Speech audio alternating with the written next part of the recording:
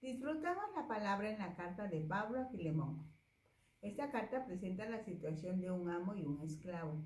Allá por los años 60-62 después de Cristo, cuando en Roma la esclavitud gozaba de legalidad. Esta carta permite palpar la gran diferencia entre la ley y la gracia. La ley de Moisés, registrada en el Antiguo Testamento, y la ley romana otorgaban a los amos el derecho de castigar a sus esclavos fugitivos, pues los esclavos eran considerados como propiedad del amo, para ser usados como herramientas vivientes. Era el caso de Filemón, un hombre rico que tenía esclavos. Entre esos esclavos estaba uno llamado Onésimo, que en un momento determinado se constituyó en esclavo fugitivo. En ese preciso momento, una nueva noticia estaba siendo entregada a la sociedad. Pablo el apóstol fue el encargado de entregarla. Había una nueva ley para ser aplicada. Era la ley del amor. Era la gracia, regalo.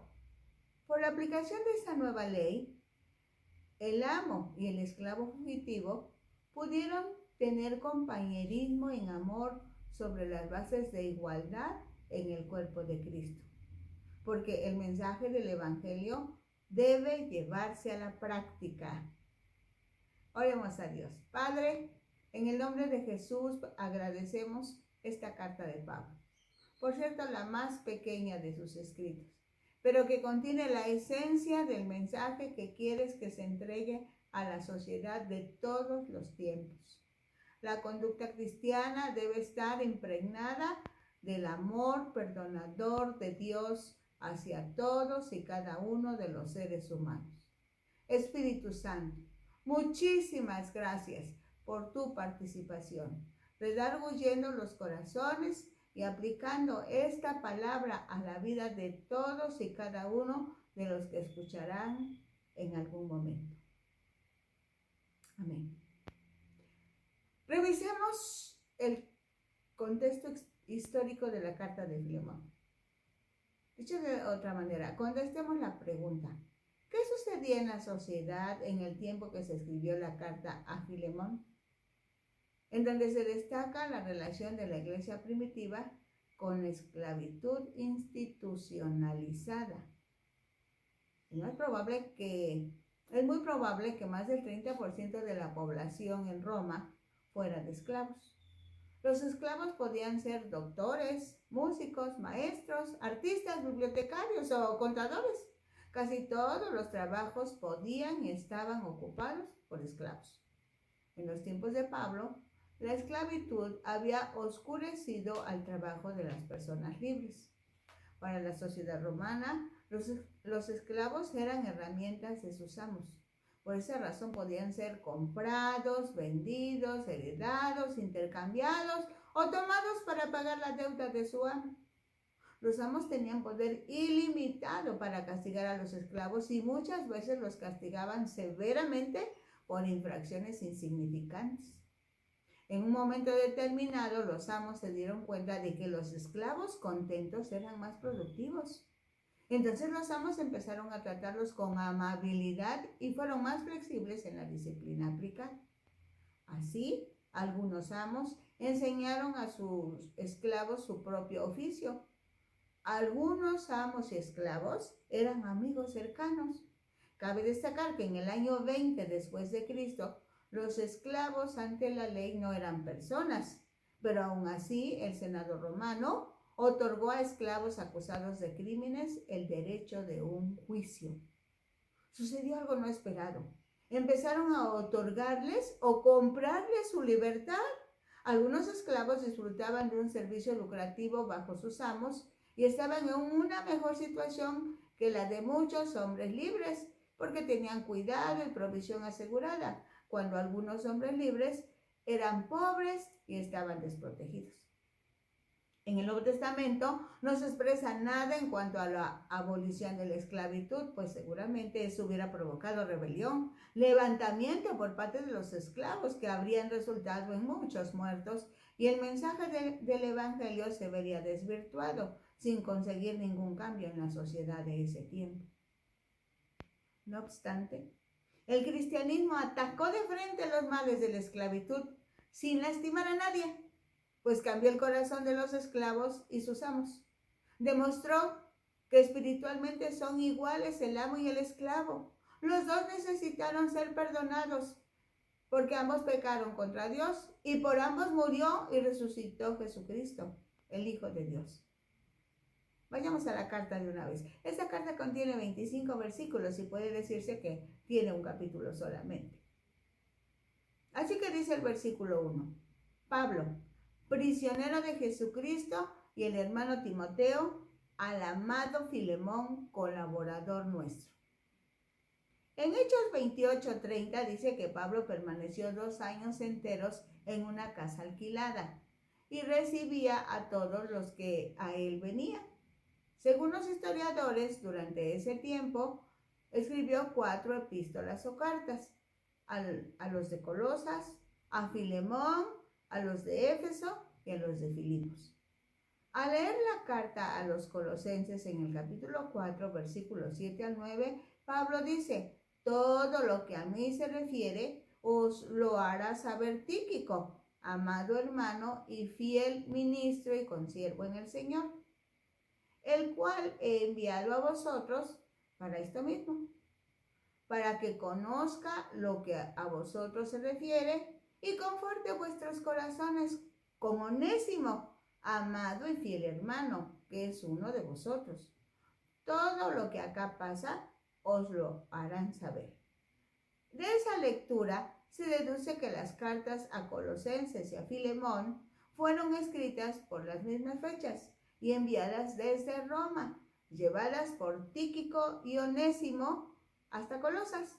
Parece que la iglesia de Colosas se reunía en la casa de Filemón. Así que las dos cartas llegaron a las manos de la misma persona, Filemón. Una carta era para ser leída a la iglesia de Colosas y a la iglesia de la Odisea. La otra era una carta personal dirigida a Filemón. Esta es la carta en la que nos deleitamos hoy. La más breve de las epístolas de Pablo es también una epístola privada. Onésimo, un esclavo que se había escapado de la casa de su amo era Filemón, probablemente robándole algunas pertenencias, se encontró en Roma. Allí se convirtió en seguidor de Jesucristo bajo el ministerio de Pablo. Algo que sorprende es que Pablo no se identifica como apóstol, sino como prisionero de Jesucristo, y más adelante dice que es anciano. Todos los creyentes conocían que Filemón tenía fe en Jesucristo, por eso amaba a los hermanos. Esa noticia había llegado hasta Roma, donde Pablo estaba preso. Pablo escribe esta carta para solicitar a Filemón, un hombre rico y miembro de la iglesia de Colosas, que perdone. No lo dice expresamente, pero es el mensaje medular de la carta, que perdone a Onésimo y lo reciba como hermano en Cristo. Dice el versículo 2, y a la amada hermana Apia y a Arquipo, nuestro compañero de milicia, y a la iglesia que está en tu casa. Apia, cristiana a quien Pablo saluda. Pudiera tratarse de la esposa de Filemón. Arquipo, maestro entre los cristianos en Colosas, a quien Pablo llama su compañero de milicia y a quien exhorta a cumplir su ministerio, allá en Colosenses 4:17. Posiblemente Arquipo pudo leer la carta con Filemón y lo animó a seguir el consejo de Pablo. Por la redacción, se cree que en la casa de Filemón se reunían los hermanos que integraban la iglesia de Colosas, pues de tiempo en tiempo la iglesia sufrió persecución. Además, los templos no se construyeron en esa época. Dice el versículo 3, gracia y paz a vosotros, de Dios nuestro Padre y del Señor Jesucristo. En sus cartas, Pablo repetidas veces usa este saludo. Gracia habla del amor de Dios hacia el pecador y se manifiesta en la obra redentora de Cristo. Hace énfasis en que es el único medio que permite que Dios reciba toda la honra y la gloria por haber salvado al pecador. Paz, en hebreo, shalom, se refiere a todo lo que trae bienestar personal. Esto es, por medio del sacrificio de Cristo, el creyente es restaurado al favor divino. Este pensamiento se confirma en Romanos 5:1, que dice: justificados pues por la fe, tenemos paz para con Dios por medio de nuestro Señor Jesucristo. De Dios nuestro Padre y del Señor Jesucristo. En esta expresión puede verse que el Padre y Cristo son uno e iguales en autoridad. La gracia y la paz son impartidas a los creyentes por el Padre y el Hijo. Vamos a los versículos 4 al 7. Doy gracias a mi Dios, haciendo siempre memoria de ti en mis oraciones, porque oigo del amor y de la fe que tienes hacia el Señor Jesús y para con todos los santos, para que la participación de tu fe sea eficaz en el conocimiento de todo el bien que está en vosotros por Cristo Jesús. Pablo destacó el amor y la bondad de Filemón, pues no solo abrió su corazón, sino también su casa, su hogar a la iglesia, para que allí se realizaran las reuniones en donde podían alabar juntos a Dios y ser edificados con la palabra. Pablo ora para que la fe de Filemón dé frutos de servicio y testimonio eficaz por medio de la plenitud en Cristo. El conocimiento de todo el bien.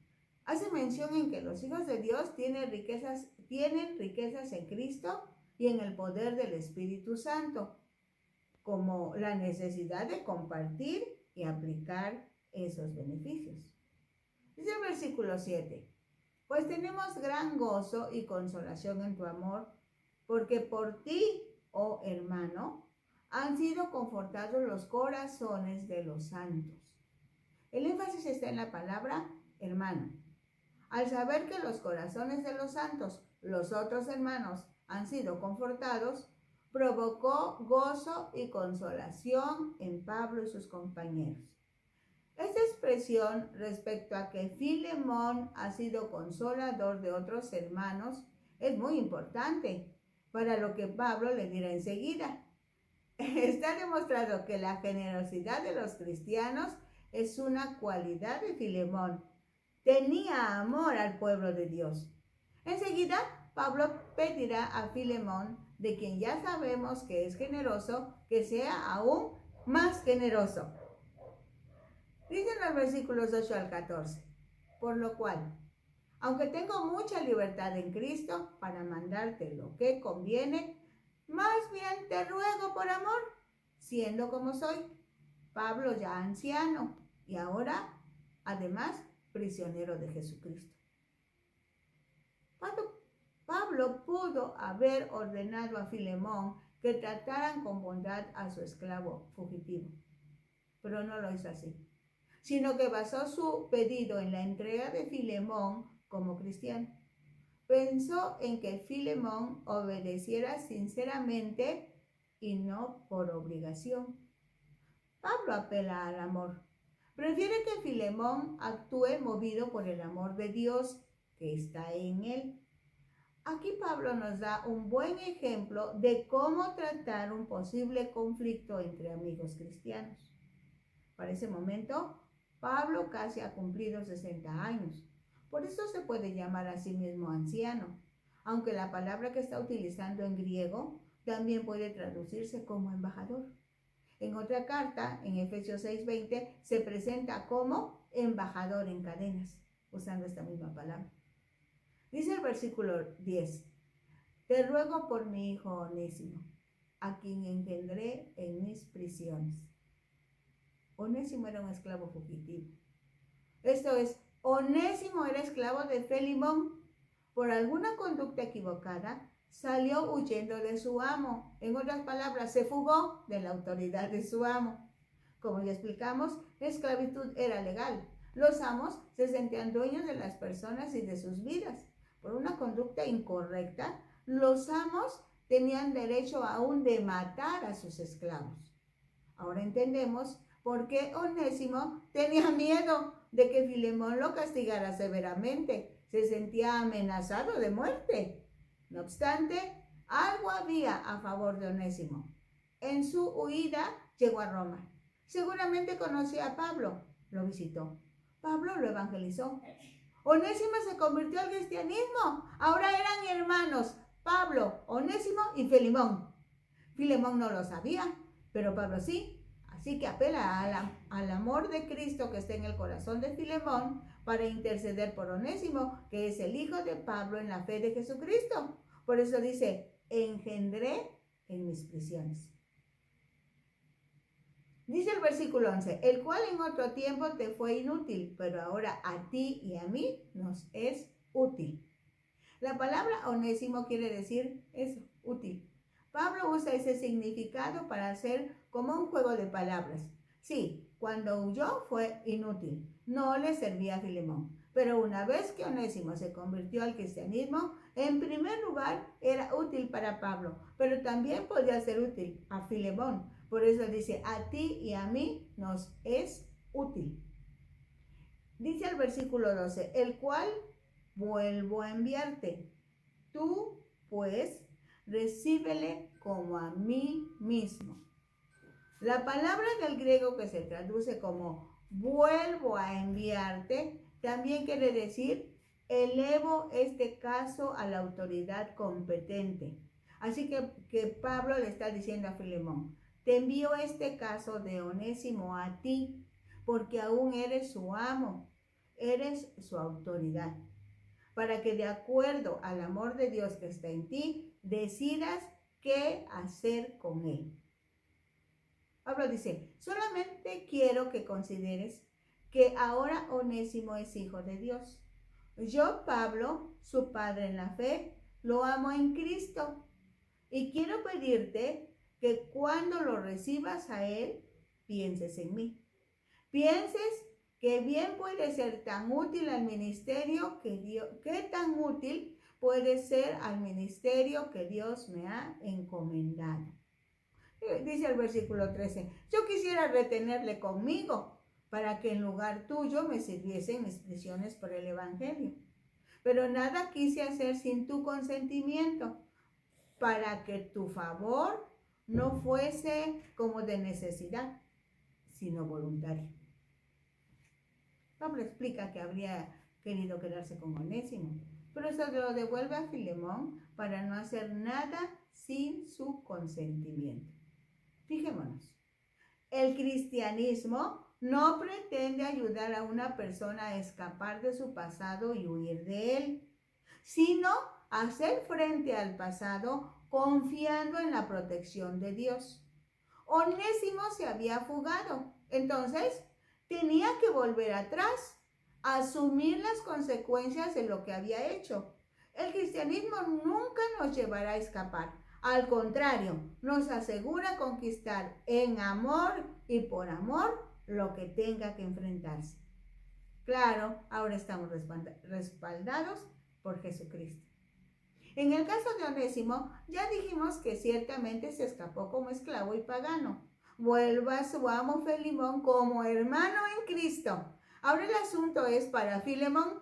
Por eso Pablo le hace el planteamiento. Si estás de acuerdo en que tú y yo somos compañeros en el servicio de Dios y en que Onésimo es mi hijo en la fe, debes recibirle como me recibirías a mí.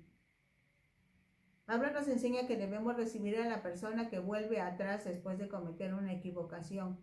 Pues si Dios la perdona y la restaura, nosotros como sus hermanos debemos ofrecerle ayuda y mostrarle confianza para apoyar en su restauración. Interesantísimo.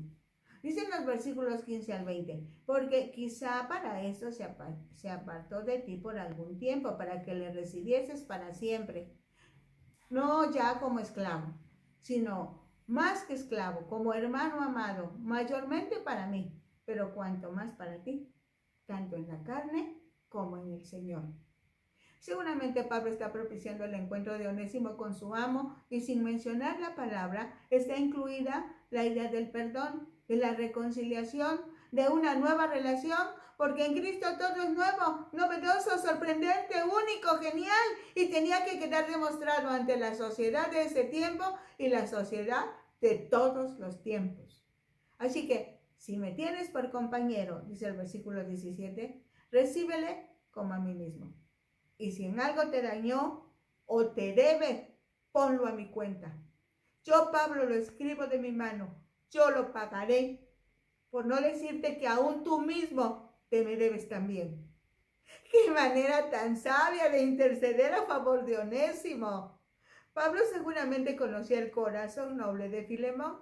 No obstante, para ese momento, Filemón no sabía qué cambios había experimentado Onésimo. Es la razón por la que Pablo tiene que presentarse como fiador a favor de Onésimo.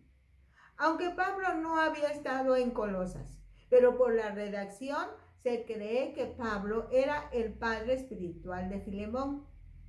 Por ello esperaba que su hijo en la fe sintiera una deuda de gratitud que estaría dispuesto a pagar al aceptar a Onésimo con un espíritu perdonador. Sí, hermano, dice el versículo 20. Tenga yo algún provecho de ti en el Señor, conforta mi corazón en el Señor. Recordemos que esta es una carta privada y personal dirigida a un amigo.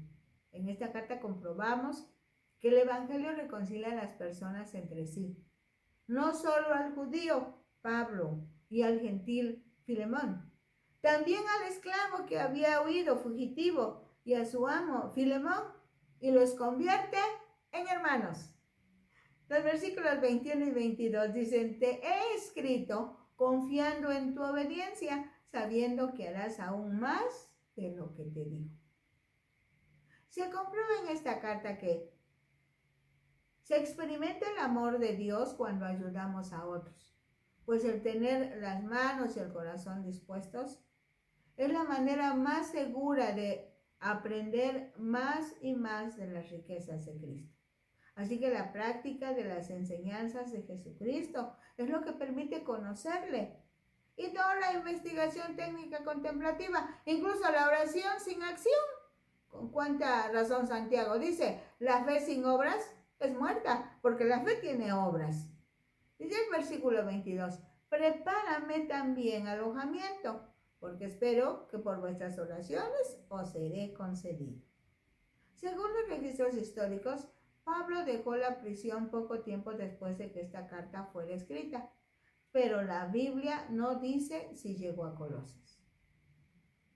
Versículos 23, 24 dicen, te saludan Epafras, mi compañero de prisiones por Cristo Jesús. Epafras es uno de los amigos y colaboradores de Pablo. En Colosenses 1:7 lo llama consiervo amado, y en este versículo dice que es mi compañero de prisiones. Epafras es la forma abreviada de Epafrodito.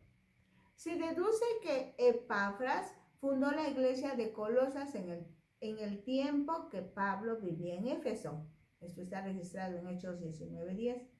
Pudo haberse convertido en Éfeso para luego llegar a Colosas, su ciudad natal, y compartir el mensaje de la salvación por gracia. También fundó las iglesias de Hierápolis y Laodicea, ciudades del valle del Lico en Frigia, bajo la dirección de Pablo, claro, guiado por el Espíritu Santo.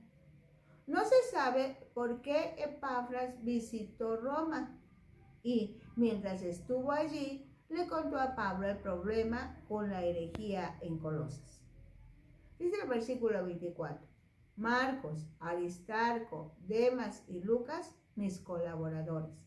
Juan Marcos, el sobrino de Bernabé, que en el primer viaje evangelístico los abandonó en Perge y que Pablo no aceptó para el segundo viaje evangelístico, pero que en la carta a los colosenses Pablo dice que Marcos está con él en Roma y que lo reciban en Colosas.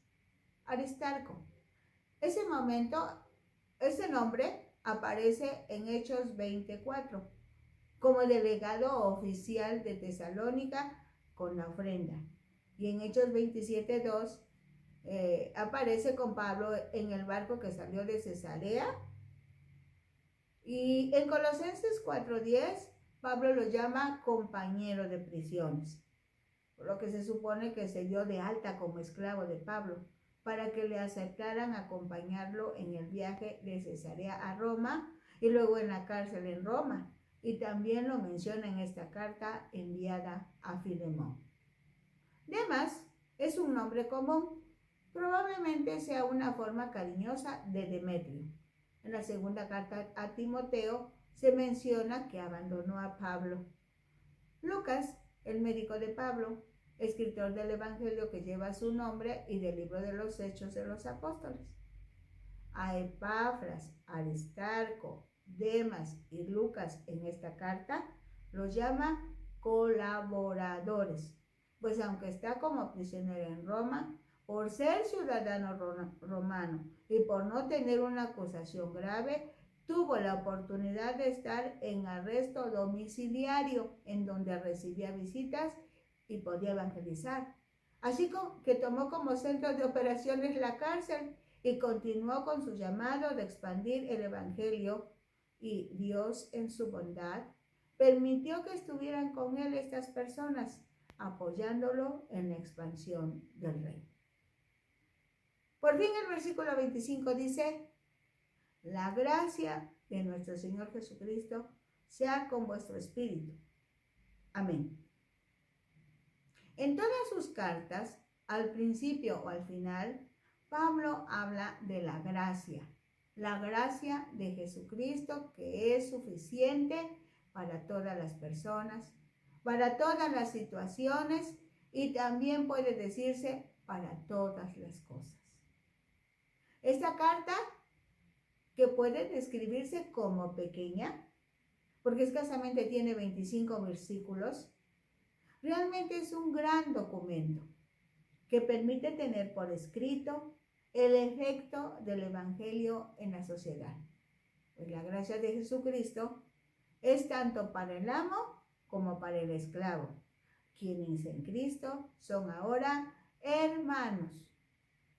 La situación se presta para hacer algún tipo de comparación, por ejemplo, así como Pablo intercede delante de Filemón por Onésimo cuando se ofrece como su fiador: si algo te debe, yo te lo pago, dice. Así Jesucristo se ofreció delante del Padre en pago de la deuda de toda la humanidad en general y de cada uno de nosotros en particular. Con lo anterior, se comprueba que Dios les da a los cristianos la fortaleza y la fuerza para mostrar compasión y misericordia por los demás. Filemón es una carta que ofrece un caso para analizar la importancia de pedir perdón y ofrecer perdón. ¿Lo repito?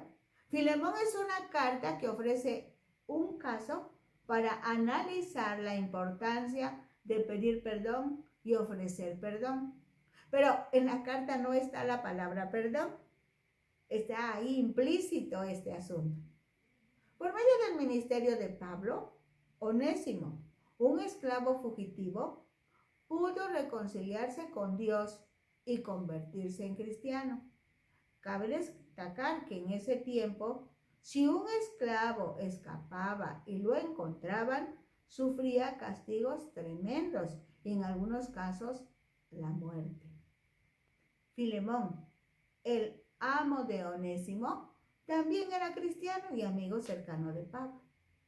Pablo envió a Onésimo con esta carta en mano para Filemón con el fin de restaurar su relación rota.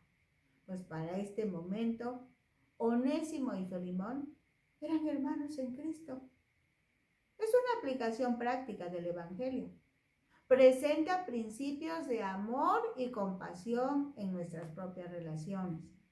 Principios indispensables para la reconciliación, sin olvidar que cada uno tenemos necesidad de la gracia y el perdón de Dios por medio de aceptar la eficacia del sacrificio de nuestro Señor y Salvador Jesucristo.